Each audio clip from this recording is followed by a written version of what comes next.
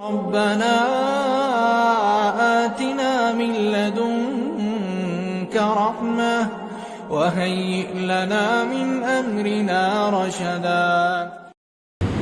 Assalamualaikum warahmatullahi wabarakatuh. Waalaikumsalam warahmatullahi wabarakatuh. A'udzu billahi minasy syaithanir rajim.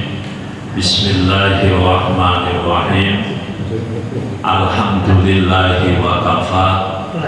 Wassalatu wassalamu ala sayyidil mustafa wa ala alihi wa sahbihi ahli sidqi wal wafa, amma ba'd.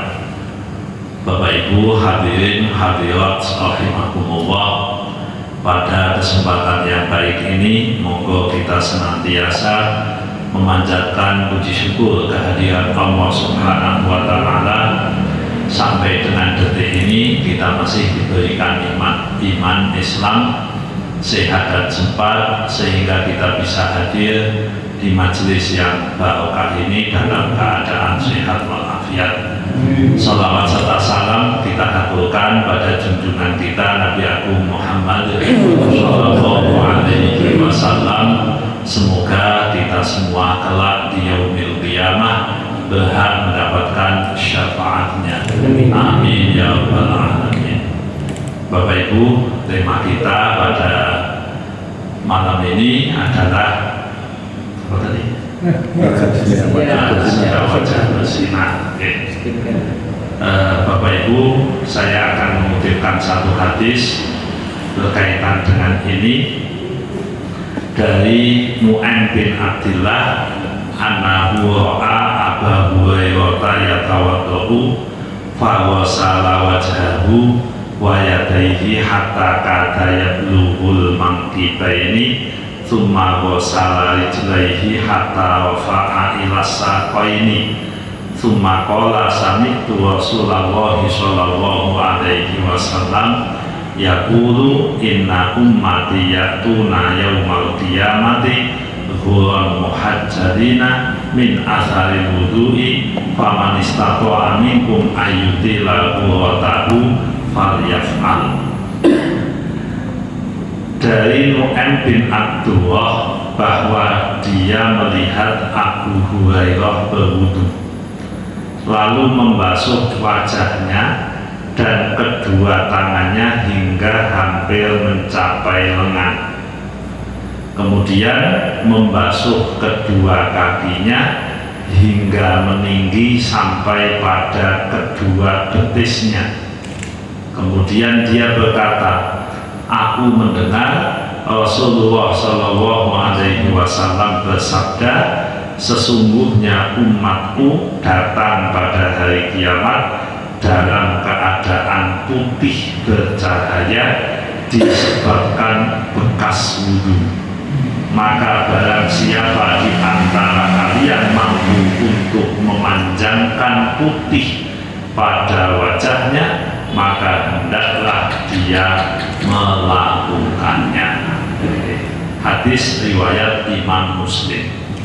Nah, berkaitan dengan tema kita pada malam ini, bagaimana kita itu bisa mendapatkan wajah yang bersinar, wajah yang berseri. Yang pertama adalah dengan yang kita sebut dengan isbaghul wudu atau menyempurnakan wudu. Nah, menyempurnakan wudu wabil khusus dalam konteks ini adalah ghurran muhajjalin, yaitu 3 area. Pertama adalah area wajah, yang kedua adalah tangan, yang ketiga adalah kaki. Nah, karena ini nanti yang akan menjadi identifikasi kita ketika kita di yaumil qiyamah. Rasulullah itu pernah ditanya, ya Rasul, bagaimana panjenengan bisa mengidentifikasi umat jenengan? Jadi sumben jumlahnya miliaran dengan tinggi postur yang kurang lebih sama, dengan tinggi postur yang kurang lebih sama kan boleh wong nek padha dhuwure kan angel. Iki boloku sapa? Iki dulu ngendi? Wong kadang kok seragam wis bingung. Lah seragam kan ning awak. gulu ini kan munggahan ketok kan gulu siap. Nah Rasulullah menyampaikan nanti umatku ketok angger gulon muhajalin kae mesti umatku angger wajahnya mencol, tangannya mencol, sikilnya mencol, kuwi umatku ketok. Berarti wong kuwi memang senantiasa melakukan wudu dengan baik. Nah, karena tema kita adalah ikhtiar, upaya untuk menjadikan wajah kita itu berseri, bersinar, maka tentu wudu ini menjadi salah satu alternatif yang mungkin bisa menjadi panduan bagi kita. Wudu itu insya Allah tidak berat. Wudu itu bisa kita lakukan. Maka para ulama kemudian menyampaikan, kalau bisa, kalau mampu, maka daimul wudu atau membiasakan wudu secara kontinu, batal wudu itu menjadi salah satu alternatif amaliyah kita sebagai muslim. Jadi kentut wudu, singgolan lanang wedok wudu, kemudian apa wudu, sebenarnya wudu.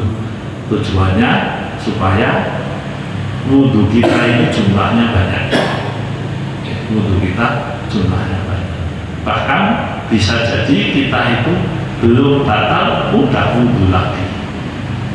Sudah, apalagi kalau udah batal, belum batal, wudu lagi. Ini supaya kita bisa mendapatkan apa yang disampaikan oleh Rasulullah di kutip Sahih Muslim tadi. Nah, jadi Bapak Ibu, dalam konteks wudu yang pertama adalah bagaimana kita bisa memperbanyak frekuensi wudu. Perbanyak frekuensi wudu. Jadi nek ngomong kok jadi Pak kula niku gampang batal ngentutan. Wah, berarti jangan wudu aja. Malah sih. Ya paling tidak mendapatkan keutamaan di titik ini. Tapi bolak-balik besaran banget ada 10 menit pisah pipis, 20 menit pipis. Ya tentu sebagai penyakit kita tidak ingin seperti itu, tapi sebagai sarana untuk membuat kita sering wudu itu bagus. Jadi frekuensinya wudunya itu diperbanyak. Terus yang berikutnya, wudunya disempurnakan. Jadi kalau membasuh juga yang bagus, kayak tadi yang diceritakan oleh Abu Hurairah, tangan kan nih Quran kan sampai sitok. Di apa itu? Al-Maidah ayat 6 kalau tidak salah ya ayyuhalladzina amanu idza qumtum ila sholati fagsilu wujuhakum wa aydiyakum ilal marafiqi wamsahu bi ru'usikum wa arjulakum ilal ka'bayn. Jadi standar dasar, standar minimal itu tangan sampai siku. Tapi tadi yang dilakukan Abu Hurairah sampai meh tekan lengan, berarti kan koridor. Artinya siku itu dikunjungi, gitu. Nah terus kemudian kaki itu kan mestinya hanya sampai ke mana ini mata kaki kan, kolok. Tapi Abu Hurairah sampai ke betis, berarti kan dibuat. Nah terus Abu Hurairah sesudah wudhu seperti itu, lalu beliau menyampaikan, saya mendengar Rasulullah SAW bersabda bahwa besok di Yaumil Qiyamah ini manusia kan akan kelihatan bercahaya disebabkan bekas wudhu. Maka barang siapa mampu memanjangkan putihnya pada wajahnya, hendaklah dia melakukannya. Yang pertama tadi apa? Frekuensinya diperbanyak. Yang kedua, areanya diperluas. Jadi areanya diperluas. Wudu, jatah ini undur ke sini. Jatah itu aja betok, undur ke sini. Nah, ini supaya memperluas apa cahaya nanti yang akan ada di akhir. Dan ini bisa kita lakukan. Kalau kita bicara good looking, orang yang nampak bagus ketika dilihat, ini dalam pandangan saya, mungkin orang yang tidak mengikuti pandangan ini ya mungkin tidak setuju, ya tidak apa-apa. Tidak apa-apa. Jadi kalau ada istilah inner beauty, kecantikan dari dalam, kita melihatnya itu pertama dari wudhu. Dari wudhu. Maka orang-orang yang punya wudhu itu bahasa wong saniki itu ada aura bekas wudhu. Ada aura bekas wudhu. Mungkin mohon maaf wajahnya tidak tampan-tampan amat, tidak cantik-cantik amat, bahkan standar aja. Biasa bijinya ya 0,5 gitu lah. Artinya ya sesuai standar lah. Tapi karena wudhunya bagus, kemudian sering juga dia memperpanjang sinarnya ini, maka dalam pandangan kita sebagai muslim itu bisa menjadi satu bahan dasar untuk mencapai yang kita sebut dengan inner beauty, kecantikan dari dalam. Yang pertama wudhu, monggo kula jenengan bisa lakoni insyaallah. Terus yang berikutnya, Bapak Ibu, bagaimana kita itu mengikhtiarkan supaya mendapatkan cahaya. Jadi di Quran itu ada dua cerita ya. Yauma tabyaddu wujuhu wa taswaddu wujuh. Fa ammal ladzina aswaddat wujuhuhum akafartum ba'da imanikum fadhuqul 'adzaba bima kuntum takfurun. Gusti Allah niku dawuh yauma tabyaddu wujuh, pada hari itu wajah diputihkan, wa taswaddu wujuh, dan wajah menjadi hitam. Ini orang ketika bangun dari kuburnya. Gambaran besar, orang mukmin itu wajahnya putih, orang kafir itu wajahnya menghitam. Jadi orang kafir menghitam, orang mukmin memutih wajahnya pada saat itu. Nah, bagaimana orang ini bisa menghitam, bagaimana orang ini bisa memutih?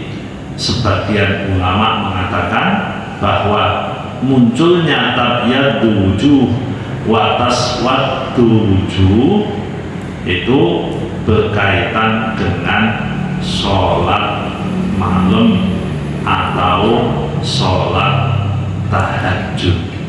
Nah, jadi yang kedua, Bapak Ibu, bagaimana kita berikhtiar supaya kita itu mendapatkan wajah yang bersih, wajah yang putih besok di yaumil qiyamah, dengan membiasakan atau memperbanyak melakukan sholat malam.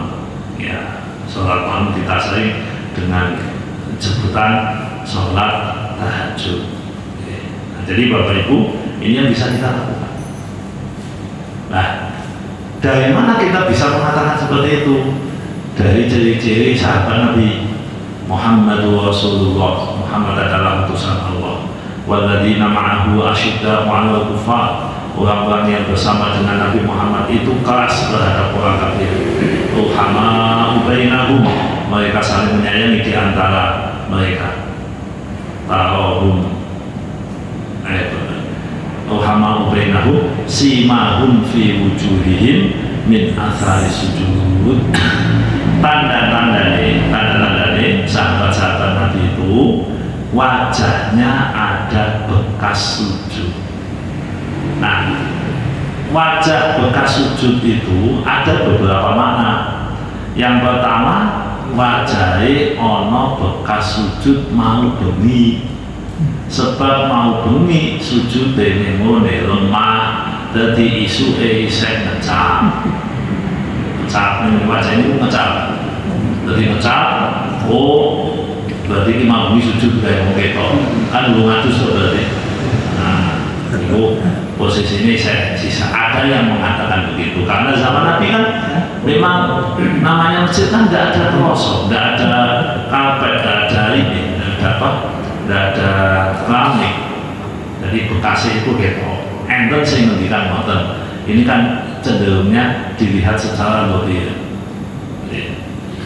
Nah, sebagian yang lain mengatakan tanda-tandanya itu pun apa? Wajahnya itu nampak berseri karena tadi malam mereka sholat malam. Jadi si mahum, tanda-tanda mereka itu sahabat-sahabat Nabi itu fi wujuhihim, wajahnya wajahnya itu kadang ono sing cok muneki bathuk. Padahal di ayatnya sendiri itu yang disampaikan wajahnya ada bekas sujud. Nah kalau jenengan mungkin sing ben ngetoni kan ono sing bathuke piye carane ben diketoki bekas sujud. Ireng-ireng. Ya apa-apa niku bagian dari wajah kan? Bagian dari wajah. Tapi bukan itu substansinya. Nek ngono substansi ini malah kacau. Apa itu? Malah kacau. Jadi jenengan wah ben ketok soleh, wae di suruh-suruh kan kok dadine ada kapalan gitu. Soalnya kalau nanti jajal zaman menemani biyen kapalan kan. Nek sujud ada dikotak. Nggih, to aja ngene sing kok ngene iki. Sing kasar. Sing kasar. Nah, niku ada apa? Iso pas ngono batuk memang. Karena tumpuannya juga di batuk. Jadi ini gua ada banter, ada sulit. Nah, jadi tumpuannya biar di sini, nanti ono kapal di sini. Nanti pikir lawang ayat bikin bahasa batuk, bahasa wajah. Kok sing difokuskan kok batuk. Ternyata begitu melihat beberapa informasi mengenai cerita-cerita orang Khawarij itu tandanya modelnya ngono-ngono kuwi wah iki malah Ramadan iki ya. Nah, karena ini Ramadan ya kita menggunakan pandangan yang lain yang lebih akurat, lebih soft, lebih moderat, lebih bisa diterima. Jadi wajahnya itu yang jadi orang-orang yang ahli sujud itu simahum fi wujudihim min atharis sujud, ada bekas sujud. Nah, bekas sujud ini di sebagian ulama dikatakan wajahnya nampak, ya bahasanya Musa ini good looking gitu ya, wajahnya nampak enak, disawang itu enak, betul. Makanya kalau kita melihat orang-orang soleh beneran mboten soleh topeng, mboten soleh kamuflase, maksudnya soleh tenan. Wong soleh tenan itu wajahnya mesti nyenengake. Nek jenengan gunah wong modene golok kudune ya harus investigasi lebih dalam. Kenapa kok aku nek genah wong iki kok delokane wajahku yang mamuan, jagoan. Iki soleh tenang, kok soleh-solehan kan itu. Ya diinvestigasi lah. Kalau jangan perlu investigasi. Kenapa? Loh kita itu kan pengen kumpul-kumpul ngapain kan? Kalau kita bicara simahum fi wujuhihim min athari sujud, iki wong iki sujud lillah apa sujud apa? Jadi wajahnya itu memang ada auranya lah bahasanya. Ada auranya. Iki wong iki kok ngene. Dadi disawang niku penak di apa? Di anu niku sketsa. Nah, niku tanda kalau niku jenenge tanda itu kan pandai-pandai kita membaca tanda simahum fi wujudihim min athari sujud. Itu yang kedua. Jadi bagaimana supaya kita itu bisa menjadi orang yang wajahnya itu berseri, wajahnya itu bercahaya. Terus yang ketiga, Bapak Ibu, bagaimana ikhtiar kita supaya wajah kita itu usah kayak masalah. Pak Puir kan penuh masalah. Nah, berarti kula jenengan dadi wong sing la khaufun 'alaihim wa la hum yahzanun. Aja wedinan, aja susah. Iku sebenarnya sifat wali nggih. Ala inna awliya Allahi la khaufun 'alaihim la khaufun 'alaihim wa la hum yahzanun. Ingat, sesungguhnya wali-wali Allah, kekasih-kekasih Allah, tidak ada rasa takut dan tidak ada rasa sedih. Nah, Bapak Ibu, supaya wajah kita itu berseri-seri di dunia dan akhirat, wedine dilangi, khawatire dibuat, terus kemudian susahnya dijauhi. Nah, lho kok iso tuh Pak? Lah nek kula didik mosok ya ora susah. Nah, orang di duit itu keadaan. Wedi niku sikap dan respon Anda. Ingat Bapak Ibu, ada keadaan yang tidak bisa kita kendalikan, tapi ada sesuatu yang bisa kita kendalikan. Kula jenengan asli ini bisa mengendalikan diri. Nek kula panjenengan dikampleng wong, kan ora iso mengendalikan. Karena itu pihak eksternal. Tapi jenengan kan iso bersikap. Nek dikampleng kudune susah, seneng, jengkel, dendam, itu kan opsi. Itu opsi Bapak Ibu. Nah, supaya tidak khaufun dan tidak yahzanun secara melampaui batasan, maka kita semua harus berlatih untuk menerima keadaan sebagai sebuah ujian dari Allah. Nek niku sing jenengan bangun, persepsinya dibangun, mindsetnya dibangun, semuanya dibangun, insya Allah kalau jenengan nggih good luck. Nah, apa masalahnya? Nah, kan orang susah. Jenengan kan bersenut kan di luar apa wajah. Nah, apa kok susah? Wah, tutulan bapak yang belas. Padahal anak Islam ya, nah itu kan coba jajan itu wongnya wajahnya berseri apa tepuk. Tenang mas, tenang piye sholat buya pun banyak. Nah, sing anda nih semain sisa. Nah, ini masalah itu aja. Jadi Bapak Ibu, ada yang tidak bisa kita kendalikan, ya udah, nggak usah memaksakan mengendalikan yang tidak bisa kita kendalikan. Jangan tidak bisa mengendalikan angin, tidak usah kendalikan. Tapi kita kan bisa, anginnya gede, tak ngumpet ning di rumah ben ora kena angin. Itu kan yang bisa kita lakukan. Lah, khaufun yahzanun itu bisa Anda kendalikan. Wedi niku tergantung mindset jenengan. Susah niku tergantung mindset jenengan. Wong kadang kula jenengan susah niku yo kasusé padha yo mesti susah. Dilandani duwite jenengan 50 juta ilang, aduh susah. Karena ono duwite jenengan susah jenengan, wah iso turu bahas esok beritanya di revisi, jebule duwit jenengan, duwit tanggane jenengan, alhamdulillah. Padahal pada berikan duwite lho, sing siji WE jenengan, sing siji mboten WE jenengan. Berarti sing dadekake jenengan susah niku ilange apa WE ne? WE ne sing ilang di tanggane lho susah. Malahan sing gede kan tok. Nah, malah seneng.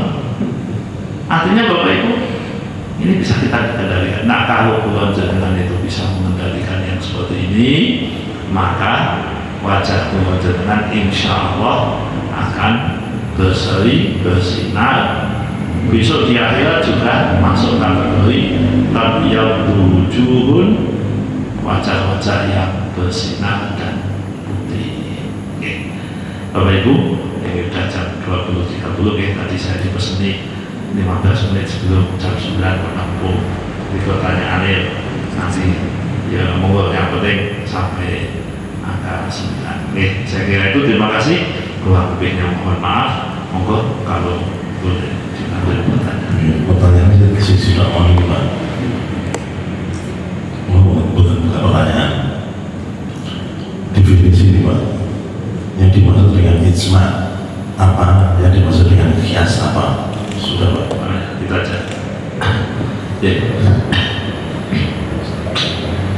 Bapak Ibu, ijma itu ini ijma yang dalam konteks fikih. Ojo keliru hamzah ilang jadi kacau ya. Maksudnya Nek hamzah ilang dibaca piye? serapannya nama Pak? Wah ya ampun itu saru kok. Jadi ijma ya. Nah ijma itu maknanya kesepakatan. Nah, dalam konteks fikih ijma itu adalah ijma sahabat, ijma ulama. Ijma ulama artinya kesepakatan ulama. Ada yang menyebutkan 100%, tapi ini tidak mungkin. Nah, yang paling realistis ijma ulama adalah mayoritas. Jadi kalau kesepakatan semuanya, kalau sing lecel sidik, ono sing aneh sidik, yo tidak bisa. Oke. Jadi itu yang disebut ijma ulama. Nah, ijma itu tidak banyak Bapak Ibu. Sholat 5 waktu niku hukumnya wajib niku ijma. Poso Ramadan kuwi hukumnya wajib kuwi ijma. Haji kanggo sing mampu kuwi wajib kuwi ijma. Tapi petil-petilane niku mboten ijma. Sholat wajib betul, wajib. Lah terus waktune sholat maghrib kuwi jam piro? Wah, jam apa? Terbenamnya matahari. Lah pas terbenamnya apa matahari? Sing penting wis ilang apa nganti ana sinare bablas. Nah, kuwi wis ora ijma. Tapi waktu maghrib kanggo sholat maghrib itu ijma. Lah kalau jangan yo aja kaget ta. Lho Pak, kayak sholat maghrib kok ada nih rada mundur ya. Kayaknya jam 5:30 kunjul 5. Ono kok ada nih kok jam 6 ke. Lho iso dua kemungkinan. Pertama mau adine belum adus. Yang kedua memang sengaja. Oh, lah kok sengaja gitu Pak? Lah memang nunggu nganti bekas sinar niku ilang. Lho enten sing ngendikan ngoten niku enten. Jadi waktu maghrib itu hanya kurang lebih 15 menit. Ya, kalau jangan yo, itu namanya bukan ijma. Kalau tidak ijma ya tidak masalah. Jadi ijma itu kesepakatan. Dulu ada ulama namanya Ibnu Munzir ya kalau tidak salah, beliau itu menulis semacam ensiklopedi ijma. Walaupun itu pun nanti bisa digugat, artinya kok jangan muni ijma padahal kami beda pendapat, ya nanti tidak jadi ijma Bapak Ibu. Kesepakatan. Apalagi kalau kita melihat gini Bapak Ibu, pola fatwa zaman modern dengan fatwa zaman dulu itu beda. Zaman dulu itu fatwa itu sifatnya individu. Untuk menyebutkan ijma berarti ndelok itu. Oh, iki fatwa ini kodok mirip, kecenderungannya begini. Terus para ulama mengutip-utip, oh berarti ini kesepakatan para ulama. Nek saat ini ijma itu kan bentuknya kan kolektif, bukan ijma, fatwa. Umpamanya Majelis Ulama Indonesia membuat fatwanya apa gitulah. Itu kan kolektif. Umpamanya fatwanya kesehatan itu ahli kesehatan didatangkan Bapak Ibu, ulama-ulama didatangkan, kemudian ahli-ahli yang dibutuhkan juga didatangkan, lalu digodok sedemikian rupa, kemudian disimpulkan. Makanya menjadi fatwa majelis ulama tentang apa nomor sekian, itu modelnya ngoten. Nek biyen kan mboten, Bapak. Kalau kita kembalinya ke tuos, kitab-kitab fikih klasik, itu umpamanya kita ngutip di kitab Bughyatul Mustashidin, itu bentuknya jurisprudensi, putusan-putusan pada masa lalu, terus diambil. Terus fatwa Ibnu Hajar, oh iya, fatwane Imam Jalaluddin Suyuti, oh iya, fatwane so. Jadi fatwa itu individu sifatnya. Nah, karena individu untuk menyebut ijma harus disepakati. Tapi kesepakatan tidak tertulis. Jadi walaupun aku sepakat kalau sampean menolak, itu harus ada diteliti sih. Jangan kalau baca hadis ya, contoh tadi hadis yang saya kutip tadi hadisnya Muslim gitu. Itu yang tentang bulan muhajalin itu Muslim ada, Bukhari ada. Nah, Bukhari, Muslim, podo, apa nek podo disebut sepakat. Makanya nanti ada hadis itu muttafaqun alaih. Muttafaqun alaih maknanya disepakati Bukhari, Muslim. Nah itu namanya kesepakatan. Apa Bukhari kalau Muslim sepakat mboten redaksine kalimate iki diklopke kaya puzzle niku nek walaupun redaksine tidak. Makanya kalau kita ngaji di kitab Riyadhus Shalihin itu ada kadang hadis riwayat Bukhari Muslim wal lafdhu lil Muslim, lafadznya diambilkan dari kitab Sahih Muslim. Nah itu yang disebut dengan kesepakatan atau ijma. Makanya ijma itu tidak bisa dilawan. Kenapa ijma itu tidak bisa dilawan? Kalau ijma itu sidik itu mesti nasi cetok. Itu ijma. Makanya beberapa waktu yang lalu ketika kita bahas umpamanya tentang perbankan itu bunga bank itu sama dengan riba atau tidak, itu bukan ijma. Saya sering menyampaikan ini pendapat mayoritas, tapi bukan ijma. Nah berarti artinya ada dinamika di situ. Mungkin pembahasan masalah definisi, mungkin pembahasan masalah teknis, mungkin pembahasan masalah substansi. Ini beda-beda sehingga memunculkan simpulan yang berbeda. Jadi ijma itu kesepakatan para ulama, bukan kesepakatan DPR. Betul. Itu betul ijma aja. Betul. Ijma DPR apa? Ijma DPR itu urusannya itu itu politis. Tapi yang kita maksud di sini ijma ulama dan bukan ijma kesepakatan ulama. Tidak bisa. Ulama sepakat.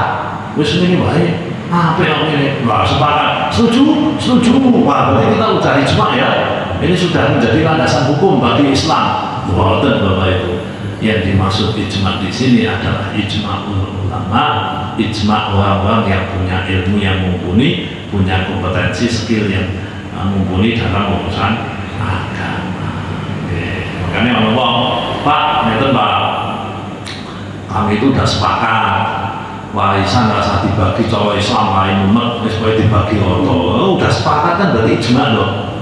Ijma kan kesepakatan, bukan tangguh. Ijma jenengan. Niku ijma sing boten diakoni. Nah, niku ijma palsu, tidak dihitung. Nah, itu yang pertama. Yang kedua masalah kias ya.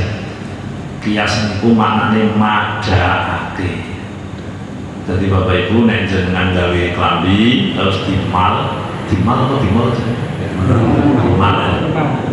Dimal niku kan madhaake Bapak. Nggih, madhaake. Ya, memang ngoten niku. Jenengan meh ngecat ke mobil niku anune dipadake to, Dik. Kuwi ya padha persis boten. Mirip-mirip. Nah, mirip. Jadi makanya kias itu menyamakan satu masalah dengan masalah yang lain. Oke, itu kias. Contohnya lebih Pak, contohnya. Di dalam Quran enter ayat wala taqul lahuma uffin wala tanharhuma. Ada dua larangan. Dan janganlah kalian mengatakan hus dan janganlah kalian membentak. Jadi sing dilarang apa? Hus kali penentang. Nah, kias itu menganalogkan. Hus wilayah itu berarti dacok wae itu. Lah dalile apa? Kias. Nek getak wae itu apa meneh nyadu kan duwe wae itu. Walaupun di situ tidak ada kalimatnya, tapi itu bisa dikiaskan, dianalogkan. Satu contoh, lalu ini orang ngomong anti kias itu ya aneh. Karena itu sebagian kelompok umat Islam sekarang itu mengatakan kias bukan dalil. Yusuf apa-apa. Dengan yakin kias tidak dalil. Iya, berarti dalil kias wah anggo. Terus nek munake wong tua udah sehari mau atau sikil papat liyane lah. Munake ngoten iku. Dosa apa? Dosa. Kenapa? Itu dosa. Munake koyo ngono jelas ora apik to. Mboten jelas ora apik dalile ndi. Paling digoleki dalile kan ayat wae. Nanti saya muni wala taqula rumah dancuk kan tau. Wala taqula rumah anjing kan tau. Wala taqula rumah wedhus kan tau. Sing ngono kan hus. Tapi kan berarti podo. Lah madake kuwi jenenge kias, Mas.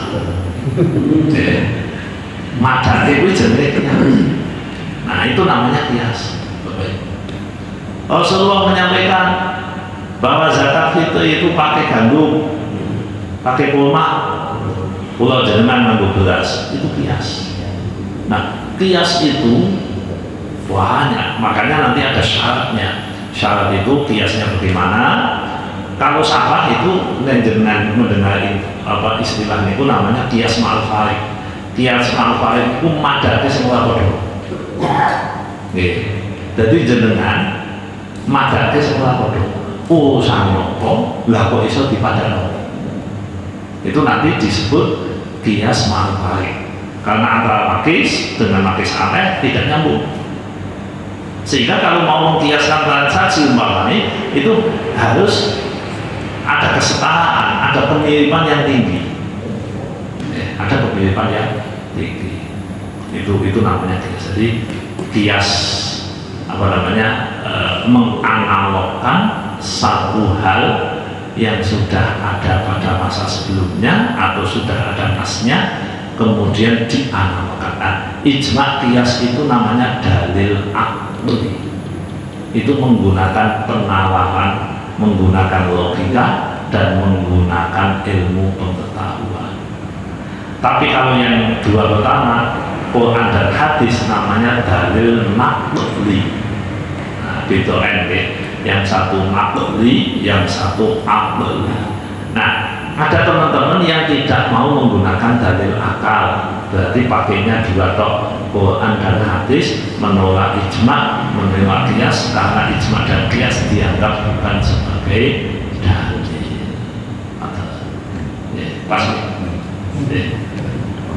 Oke, Bapak Ibu, saya kira itu. Terima kasih. Monggo kita akhiri dengan doa.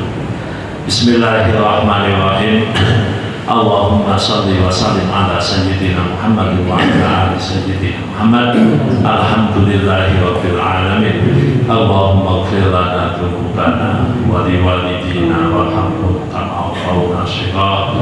Allahumma inna nas'aluka al-huda wa tuqa wal afafa wal ghina. Rabbana atina min ladunka rahmah wa hayyi' lana min amrina rashada. Rabbana zalamna anfusana wa illam taghfir lana wa tarhamna lanakunanna minal khasirin. Rabbana atina fid dunya hasanah wa fil akhirati hasanah wa qina adzabannar. Wa sallallahu ala sayyidina Muhammad walhamdulillahi rabbil alamin. Terima kasih. Kurang lebihnya mohon maaf. Assalamualaikum warahmatullahi wabarakatuh.